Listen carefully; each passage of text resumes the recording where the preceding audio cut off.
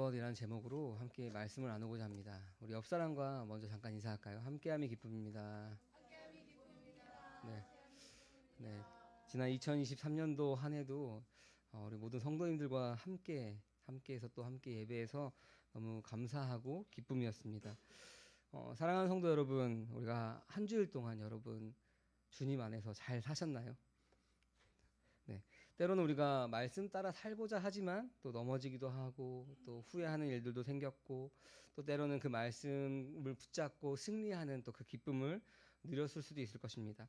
특별히 오늘 참 12월 31일 마지막 날 마지막 주일 예배를 하면 한 가운데 한 해 동안의 삶을 쭉 돌아볼 때 더 많은 것들이 막 생각이 날 것입니다. 하나님께서 우리를 어떻게 인도하셨고 어떻게 또 우리를 이 자리로까지 불러주시고 또 내가 말씀 따라 하려고 아둥바둥 쳤지만 또 실패하는 것들 또 연약함으로 무너진 것들 그렇지만 또 하나님께서 우리를 인도하신 그 모든 것들이 특별히 날짜라는 게 참 신기한 게 12월 31일을 맞이해서 아마 생각이 많이 날 것입니다.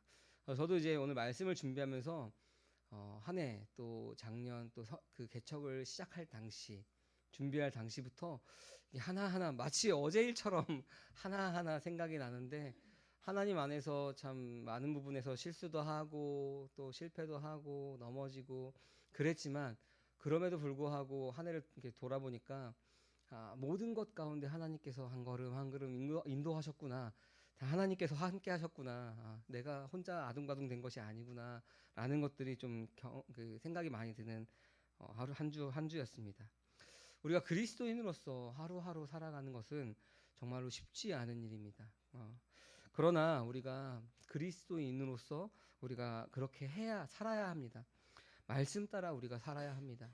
내 힘으로 율법의 의라고 말하는 나의 힘, 나의 능력으로는 할 수가 없으나 주님이 우리와 함께 하시니 우리가 그렇게 할 수 있는 것입니다. 나는 안 되지만 주님이 나와 함께 하시니 가능한 것입니다. 여러분 우리가 예배에 대해서 좀 생각할 때 여러분은 예배에 대해서 여러 가지 생각들이 있죠. 우리가 예배라고 하면은 공동체 예배도 있고 또 삶의 예배다라는 말들도 들었을 것이고 막 여러 가지 예배가 있는데 그 예배에 대해서 우리가 좀 고민해 보면은 저는 이렇게 예배의 여러 가지 기능들과 여러 가지 일들이 있지만 공동체에서 중요한 것은 공동체 예배에서 중요한 것은 우리가 한 주일 동안 우리가 그리스도인으로서 세상 가운데서 우리가 살아가면서 말씀을 붙들고 살아가지만 또 때로는 넘어지고 실수하고 막 그런 것들을 주일날 와서 하나님 말씀 앞에서 점검받고 내가 이 부분은 잘 붙잡았구나. 내가 이 부분은 나의 연약함 때문에 놓쳤구나 하는 것들을 잘 점검받고 질책받는 것이 아니라 하나님께서 그것들 가운데 잘하였구나 또 응원하시고 위로하신 가운데 우리가 또 한 줄 동안 살아가면서 세상 가운데 그 말씀 붙들고 살아갈 때 공동체의 예배가 우리가 함께 할 때 세상 가운데서 우리가 개인의 예배가 또 성공이라고 표현하나요? 성공할 수 있는 것 같습니다. 특별히 빌립보서 말씀 가운데 우리가 지난주에도 나눴던 것처럼 빌립보서의 그 상황이 참으로 안 좋은 상황이었습니다. 왜냐하면은 퇴역한 로마 군인들이 빌립보 지역에 모여 살았고 그리고 빌립보 교인들은 거짓 교사들과 내부의 문제와 외부적으로는 그런 여러 가지 환경들 가운데 어려움을 겪고 있었기 때문에 그들도 역시 그리스도인으로서 살아가는 것 자체가 굉장히 많이 힘든 가운데 있을 것입니다. 그래서 우리가 오늘 빌립보서 말씀을 같이 나누면서 사도 바울이 그리스도를 아는 지식에 대해서 이야기할 때 그것이 외부적으로 우리가 거짓 교사라고 말하는 그것들과 무엇이 다른지 나는 그리스도를 아는 것이 관념적으로 아는지 정말 사도 바울이 이야기하는 것처럼 우리가 실존적으로 알고 있는지를 우리가 말씀을 통해서 좀 점검하는 시간이 되었으면 좋겠습니다. 바울은 빌립보서 1장 27절에서 뭐라고 말하냐면은 여러분은 오로지 그리스도의 복음에 합당하게 생활하십시오. 그리고 복음의 신앙을 위하여 함께 싸우며라고 이야기합니다. 그러니까 그리스도의 복음에 합당하게 우리가 생활해야 되고 그 복음의 신앙을 위해서 함께 혼자 싸우는 것이 아니라 함께 싸우는 것입니다. 그들이 처해 있는 상황 때문에 바울은 그들 가운데 이렇게 편지를 쓰는 것입니다. 은퇴한 로마 군인들과 또 외부적으로 거짓 교사들과 여러 가지 문제가 있습니다. 거짓 교사들이 말하는 것과 사도 바울이 말하는 것과 무엇이 차이가 있나? 사도 바울은 그래서 그 차이점에 대해서 쭉 계속 이야기하면서 여러 가지 위협 속에서도 내가 같은 말을 반복하는 것이 여러분에게 안전하다라고 빌립보서 3장 1절에서 2절 말씀에 이야기하고 있습니다. 우리 같이 한번 읽어볼까요? 빌립보서 3장 1절 2절 말씀입니다. 끝으로 나의 형제자매 여러분, 주 안에서 기뻐하십시오.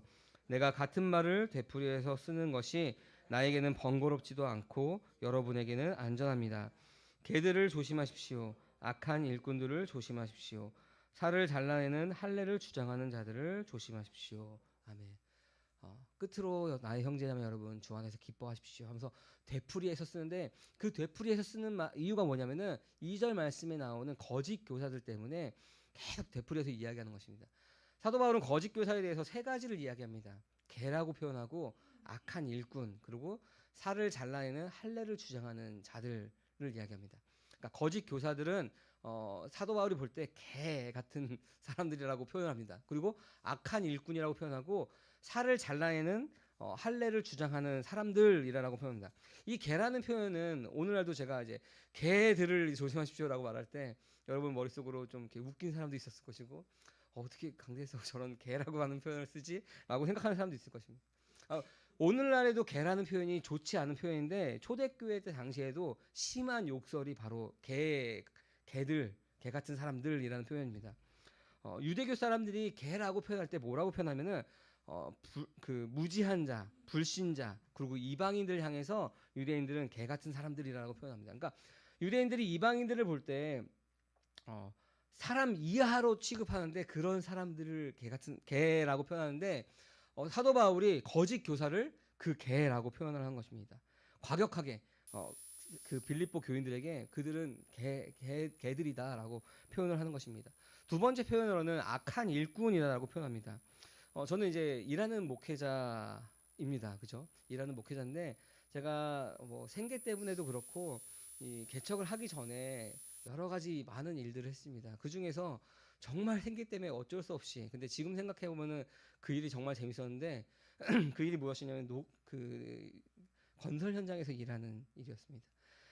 만약에 제가 다리가 부러지지 않았다면은 아마 그 건설 현장에서 다시 일했을 것 같습니다. 그것이 힘들지만 굉장히 재밌습니다. 막 부시고 다시 짓고 막 사람들에게 지시하고 뭔가 만들어가는 게 굉장히 재밌어가지고 그 일들을 했는데, 그 일들을 하면서 만나는 사람들이 있습니다. 만나는 사람들인데 크게 두 가지 부류가 있습니다. 열심히 묵묵하게 자기 일을 하는 사람과, 또 한 사람은 자기의 이익을 취하기 위해서 열심히 하는 사람이 있습니다. 이 무슨 차이냐면은 건물을 지어가는 데 있어서 그 건물을 짓기 위해서 선하게 열심히 하는, 그러면 그 건물을 짓는 데 유익이 되는 거죠. 근데 악한 일꾼들은 뭐가 있었냐면은 어떻게 하면은 내가 이곳에서 물건을 더 빼돌릴 수 있을까? 어떻게 하면 내가 이곳에서 뭔가 더 착취할 수 있을까 하는 마음으로 일을 하는 겁니다. 그게 악한 일꾼입니다. 악한 일꾼은 열심히 일하면 일할수록 그 악한 일꾼에게는 유익이 되지만 그 전체적으로 보면은 손해가 되는 것입니다. 그러니까 사도 바울은 그 거짓 교사들 보고 그러한 악한 일꾼과 같은 사람들이라고 말합니다. 세 번째로 이 거짓 교사들은 무엇을 주장하냐면은 할례를 주장하는, 살을 잘라내는 할례를 주장하는 자들입니다. 이 살을 잘라내는 할례는 언제부터 여러분 우리가 시행되었나요? 아브라함. 네. 아브라함. 네. 저도 긴가민가 갑자기 사람들이, 그 구약 시대 때부터 시작이 되었죠. 그리고 유대인들은 그때에도 할례를 하고 있습니다. 근데 그리스도께서 오심으로 뭐가 되었죠? 모든 구약에 나와 있는 모든 그림자와 같은 그리스도를 예표하고 모든 것들이 다 완성이 되었습니다. 우리가 계속 나누는 것처럼 구약의 성막, 성전도 예수님께서 허무시고 3일 만에 다시 세우셨습니다. 진짜로 건물을 막 부시고 다시 허무셨나요? 예수 그리스도께서 죽음으로 우리가 그 건물이 허물어지고 예수께서 3일 만에 다시 살아나심으로 예수님 몸으로 그 성전을 다시 지었다라고 하는 것입니다. 근데 거짓 교사들은 여전히 살을 잘라내는 할례를 주장합니다. 그 살을 잘라내는 할례를 주장하는 것은 예수님께서 죽으시고 부활하신 것을 부정하는 것과 같은 것입니다. 갈라디아서 6장 15절 말씀에서는 할례나 무할례가 아니라 오직 새로 지음받은 것이 중요하다라고 말합니다. 오늘날에도 마찬가지로 우리가 구약에 행하던 그 모든 것들이 그러니까 그것이 옳다라고 말하고 그것을 해야 한다라고 말하면은 그것은 예수 그리스도가 오심을 부정하는 것과 마찬가지입니다. 다시 짐승을 잡아 제사 드려야 됩니다. 몇 해 전에 그러한 교회가 있었죠. 그것은 예수님께서 이 땅에 오셔서 십자가 지셨던 것을 교회가 스스로 짐승을 잡아서 제사해야 된다라고 말하면서 부정하는 것입니다. 그러니까 이 살을 잘라낸 할례를 주장하는 자들, 바로 그 거짓 교사들을 조심해라라고 사도 바울은 이야기합니다. 3절 말씀에 그래서 사도 바울은 이렇게 이야기합니다. 3절 말씀 같이 한번 보겠습니다. 하나님의 영으로 예배하며 그리스도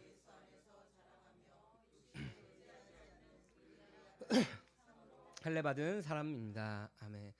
이 사도 바울은 참으로 할례 받는 것이 살을 잘라내는 것이 아니라 무엇이라고 얘기하죠? 하나님을 영으로 예배하며 그리스도 예수 안에서 자랑하며 육신을 의지하지 않는 우리들이야말로 참으로 할례 받은 사람들입니다. 그러니까 지금 앉아 있는 저와 여러분들, 우리가 하나님을 영으로 예배하고 있습니까? 그리스도 예수 안에서 우리가 자랑하고 있습니까? 육신을 의지하지 않고 있습니까? 그렇다면 우리도 참으로 할례 받는 자들인 것입니다. 살을 잘라내는 할례가 아니라 하나님 참으로 우리가 할례 받은 사람들이다라고 말합니다.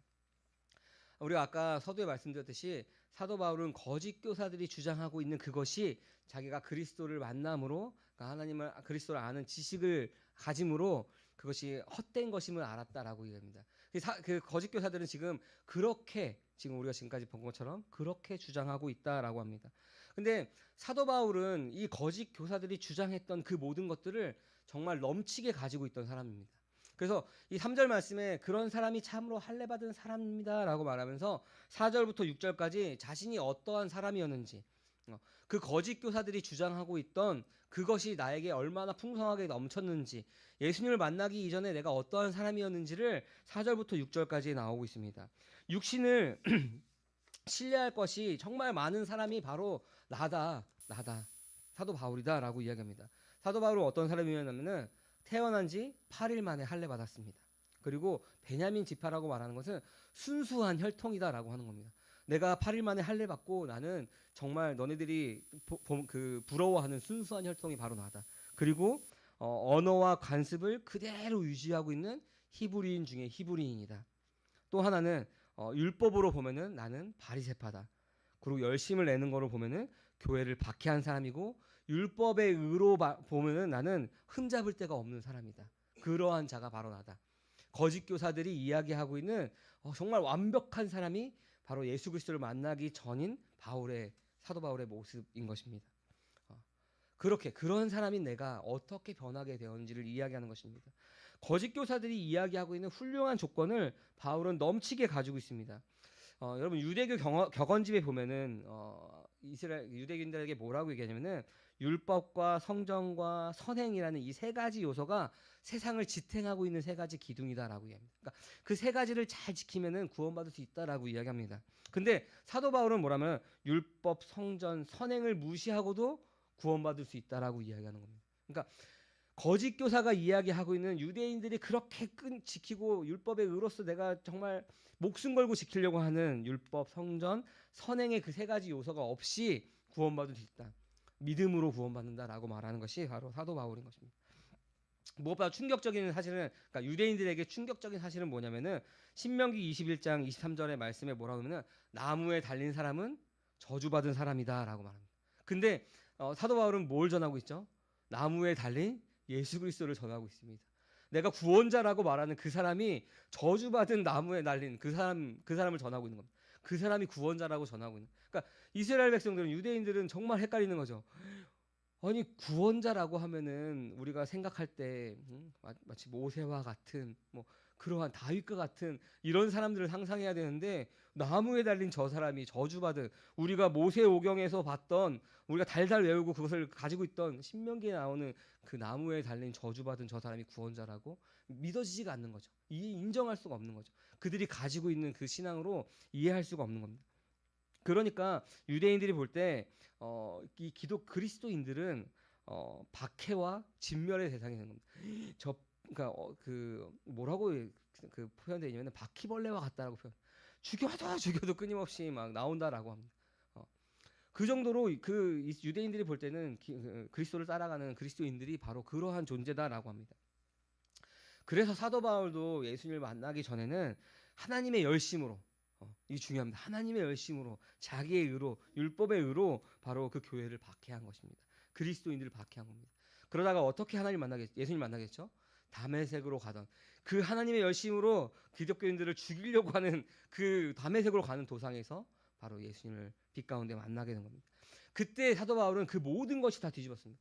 그 거짓 교사들이 말하고 있는 그 훌륭한 조건들을 다 가지고 있었는데, 그 가지고 있던 나에게 유익하다라고 생각했던, 내가 바리새파이고 히브리인 중에 히브리인이고 내가 베냐민 집하고 그다음에 난지 8일 만에 할례 받고 율법의 의로는 내가 흠잡을 데 없는 그 모든 것들이 사도 바울은 뭐라고 하냐면은 나에게 손해가 되었다라고 합니다. 그것이 역전돼 버린 것입니다. 나에게 유익이 되었던 그 모든 것이 나에게 손해가 되었다라고 합니다. 7절 말씀 우리 같이 한번 읽어볼까요? 그러나 나는 내게 이루었던 것은 무엇이든지 그리스도 때문에 해로운 것으로 여기게 되었습니다. 아멘. 해로운 것, 어떻게 표현하면 또 배설물로 여기게 되었다라고 표현합니다. 정말 모든, 그러니까 그때 당시에 유대인들이 보았을 때 부러워할 만한 조건을 다 가지고 있는 그 사도 바울이 가지고 있던 그 모든 것들이 나에게는 부끄러운 것이고 해로운 것이다라고 이야기합니다. 여러분도 비슷한 경험들이 있을 것입니다. 어떤 비슷한 경험들이 있냐면은 우리가 좋은 것을 경험하면은 그 좋기 이전에 우리가 가지고 있던 것들은 우리 쳐다도 안 보죠. 그러니까 우리가 정말 맛있는 음식, 산의 진미가 우리 앞에 펼쳐져 있다면은 정말 맛이 없는 음식이 우리 앞에 유혹할 때 여러분 이 산의 진미를 포기하고 그 맛없는 음식을 선택할 것입니까? 그렇지 않죠. 몰랐을 때는 그 음식을 먹었겠지만 알고 나서는 이걸 포기할 수 없는 것입니다. 우리가 죄에 허덕이는 것이 아니라 하나님의 사랑을 더욱더 깊이 경험한다면 더 이상 죄에 허덕이지 않습니다. 왜냐하면 사망의 유혹이 우리 가운데 더 이상 유혹이 되지 않습니다. 그 달콤해 보였던 세상의 유혹보다 하나님의 사랑이 더 크기 때문에, 더 달콤하기 때문에 우리는 그 사단의 유혹, 달콤해 보이는 그 사단의 유혹이 더 이상 우리 가운데 유혹이 되지 않는 것입니다. 그러니까 우리는 죄를 이겨야지 하는 것이 아니라 하나님의 사랑을 더 깊이 경험하면은 이것은 자연스럽게 멀어지는 것입니다. 더 좋은 것을 경험하면은 그 전에 경험했던 것들은 쳐다도 보지 않게 되는 것입니다. 그리스도를 알고 난 이후의 삶은 그 이전에 살았던 모든 상황과 완전히 결별하게 되는 것입니다. 혹시나 우리가 관습적으로 배워왔던 잘못된 것들이 있다면은 그것은 하나님을 알아가면 사랑을 느껴가면서 그건 고쳐 나가면 되는 것입니다. 그리고 우리가 변화되는 것은 그리스도를 더 알기 원하는 마음이 우리 안에 생긴다라고 하는 것입니다. 하나님을 안다면은, 산의 진미를 맛봤다면은 이것을 더 먹기를 원하는 것이, 다시 예전에 먹었던 이상한 음식들을 먹고 싶어하지 않는 것처럼 우리가 하나님을 알았다면, 그리스도를 아는 것이 우리 안에 그 지식이 있다면은 그 그리스도를 알아가는데 우리는 더욱더 노력하고 갈망하고 열망할 것입니다. 사랑하는 성도 여러분, 우리가 이전에 가지고 있었던 것을 잃어버려도 좋을 만큼 숭고한 그리스도를 아는 지식이다라고 하는 것은 여러분 무엇일까요? 우리가 그것을 알아야 그 전에 행하던 그 모든 것들을 버릴 수가 있는 것입니다. 하나님을 아는, 그리스도를 아는 그 숭고한 지식이 무엇일까? 그것을 알아야 하는 것입니다. 오늘 말씀에 그리스도를 아는 것이라고 말하고, 또 부활의 권능을 아는 것, 그리고 고난에 참여하는 것이라고 말합니다.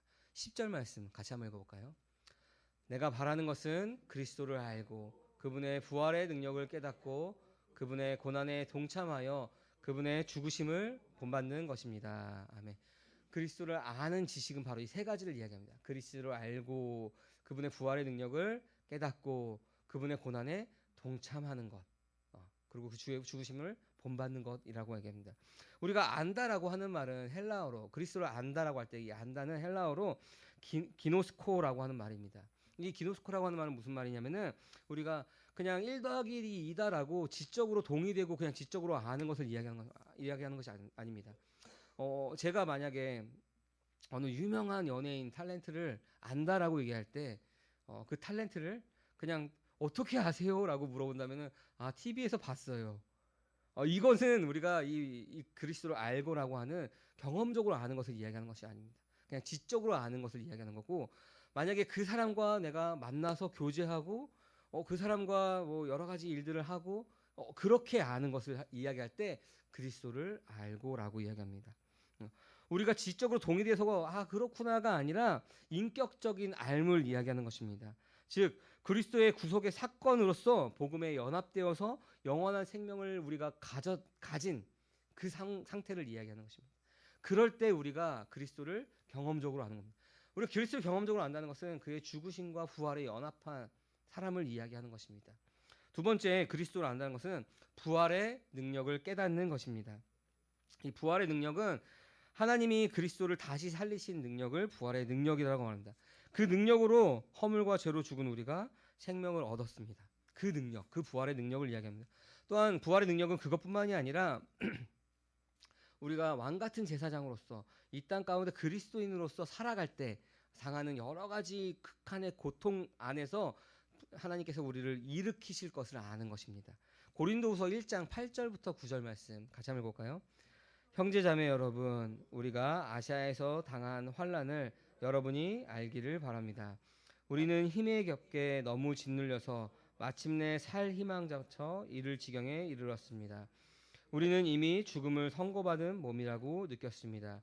그렇게 된 것은 우리 자신을 의지하지 않고 죽은 사람을 살리시는 하나님을 의지하게 하기 위함이었습니다. 아멘. 세 번째, 그리스도를 아는 것은 고난에 참여하는 것을 아는 것입니다. 아들의 생명을 가진 자는 이 땅 가운데 그리스도인으로서 예수 그리스도가 살아갔던 그 삶을 따라가는 운명을 짊어지고 살아가는 것입니다. 그리스도인들은 그리스도를 따름으로 인해서 주어지는 고난과 치욕과 궁핍을 당연한 것으로 받아들이는 것입니다. 왜냐하면 우리가 빌립보 교회도 마찬가지로 그들은 그 문화가 유대인 문화였고 또한 퇴역한 로마 군인들이 로마 황제를 왕으로 섬기는 사람들이 가득한 지역에 그리스도인으로서 살았습니다. 당연히 그들의 삶은 뭐 평탄대로가 아니라 핍박과 고난과 고통 가운데 있었습니다. 그 삶에 우리가 동참하는 것을 이야기하는 것입니다. 그리스도인들은 그리스도를 따름으로써 그 고난과 핍박이 당연한 것으로 여겨야 하는 것입니다. 우리가 겪는 고난을 그리스도의 생명으로 사는 것이다라고 이야기합니다. 우리가 그리스도의 생명으로 할 때 그 고난은 우리 가운데 자연스럽게 따라옵니다. 그리스도의 운명과 그러니까 예수 그리스도가 살아갔던 그 삶과 일치하는 삶은 그리스도의 죽음을 본받는 삶이다라고 하는 것입니다. 우리가 이 땅 가운데 살아가는 그 삶이 바로 그렇게 살아야 한다라고 말합니다. 그렇게 살 때 그런 삶으로 살 때 몸의 부활로 주님께서 다시 오시는 그날 몸의 부활로 완성된다라고 이야기합니다. 우리가 이 땅 가운데 살아갈 때 세상은 어떻게 원리로 돌아가냐면은 공중권세 잡은 자가 그가 원하는 방향대로 흘러갑니다. 그래서 오늘날은 만몬이 주는 그 물질 안에서 그 물질을 따라서 살아가는 것이 세상 사람들입니다. 그래서 이 사람이 성공했느냐 실패했느냐를 뭘 보고 하냐면은 그 사람이 얼마나 많은 부와 명예를 축적했느냐를 보고 합니다. 그러나 그리스도인들은 어떻죠? 우리가 하나님과 얼마나 더 가까이 있느냐, 우리가 하나님과 얼마나 더 친밀한 관계에 있느냐에 다른 것입니다. 11절 말씀 이렇게 얘기하고 있습니다. 우리 같이 한번 읽어볼까요? 그리하여 나는 어떻게 해서든지 죽은 사람들 가운데서 살아나는 부활에 이르고 싶습니다. 아멘. 한글 번역에서는 우리가 부활에 이르고 싶습니다라고 이렇게 그냥 내가 그렇게 하고 싶습니다라고 이야기 나오지만 헬라어 원문에서는 뭐라고 하면은 의문형으로 되어 있습니다. 만일 어떻게 해서든지 어떻게 해야지 그 죽은 사람들 가운데 부활에 이룰 수 있는가라고 질문을 하는 것입니다. 이 편지는 누구한테 보냈죠? 빌립보 교회 교인들한테 보내고 있습니다. 빌립보 교회 교인들은 지금 거짓 교사들에게 유혹받고 있는 상황입니다. 그래서 지금 사도 바울이 어떻게 편지를 쓰냐면 쭉 편지를 쓰면서 3장 말씀 빌립보 3장에서 거짓 교사들은 이러한 이야기를 하는데 내가 그것이 나 안에 충만했지만 그리스도를 아는 지식 가운데 그것이 다 배설물로 여겼다. 그래서 우리가 그리스도 아는 지식은 아까 세 가지 얘기했죠.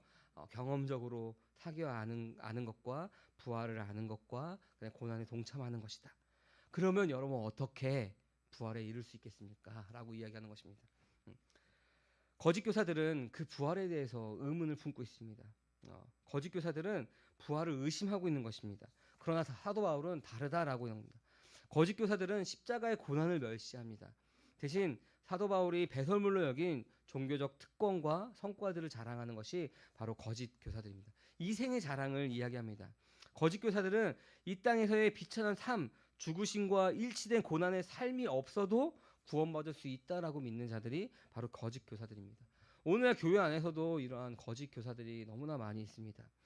저 또한 그렇게 될까봐 두렵고 떨림으로 항상 말씀을 보고 그 말씀 따라 살려고 부단히 노력합니다.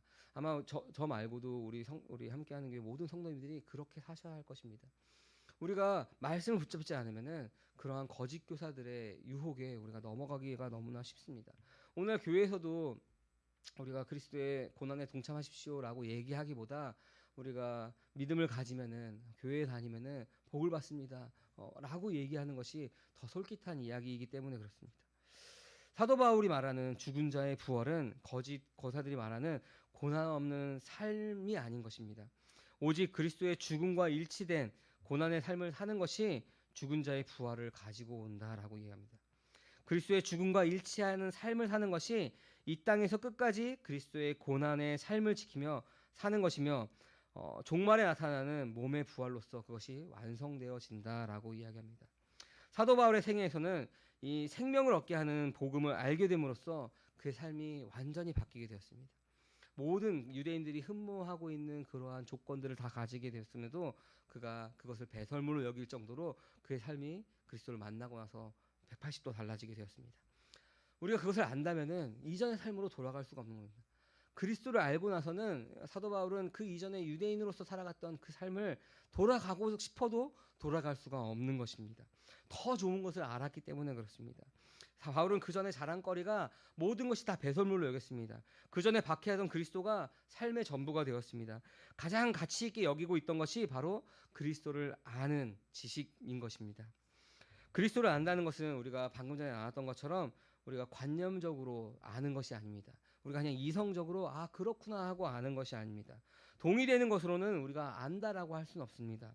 그리스도를 안다는 것은 매우 실제적이며 이 땅 가운데 우리가 실존적으로 그것을 경험하면서 살아갈 수 있는 것입니다.